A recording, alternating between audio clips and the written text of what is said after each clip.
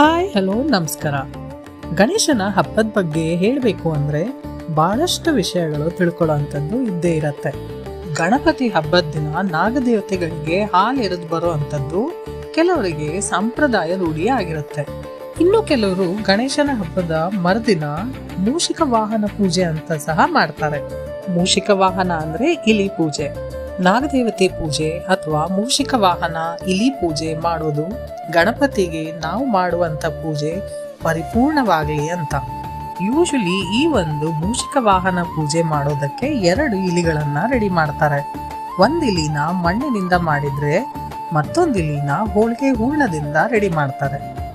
ಬಹಳಷ್ಟು ಕಡೆ ರೆಡಿಮೇಡ್ ಇಲಿಗಳು ಸಿಗೋದಿಲ್ಲ. ಆಗ ಮನೆಯಲ್ಲಿ ಮಕ್ಕಳು ದೊಡ್ಡವರು ಎಲ್ಲ ಸೇರಿ ಈ ರೀತಿ ಇಲಿನ ರೆಡಿ ಮಾಡ್ತಾರೆ. 2 ಇಲಿಗಳನ್ನ ಮಾಡಿಕೊಂಡು ಮನೆಯಲ್ಲಿ ಹಬ್ಬದ ಅಡಿಗೆ ಮಾಡಿ ನೈವೇದ್ಯ ಇಟ್ಟು ಪೂಜೆ ಮಾಡುವಂಥದ್ದು ಸಂಪ್ರದಾಯ. ನಮ್ಮ ಹಿರಿಯರು ಏನೇ ಪೂಜೆ ಅಥವಾ ಸಂಪ್ರದಾಯ ಪಾಲನೆ ಮಾಡ್ಕೊಂಡು ಬಂದಿದ್ರು ಅದರ ಹಿಂದೆ ಆಳವಾದ ಅರ್ಥ ಇದ್ದೇ ಇರತ್ತೆ.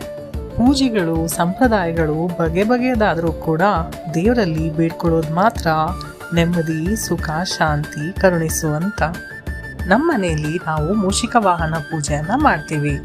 ನಾನು ಮಣ್ಣಿನಿಂದ ಈ ರೀತಿ ಇಲಿನ ರೆಡಿ ಮಾಡಿದ್ದೆ. ನಾನು ಇಲಿನ ಪರ್ಫೆಕ್ಟ್ ಆಗಿ ಮಾಡಲೇಬೇಕು ಅಂತ ನಿಜವಾಗ್ಲೂ ಎಕ್ಸ್ಪೆಕ್ಟ್ ಮಾಡಿರಲಿಲ್ಲ.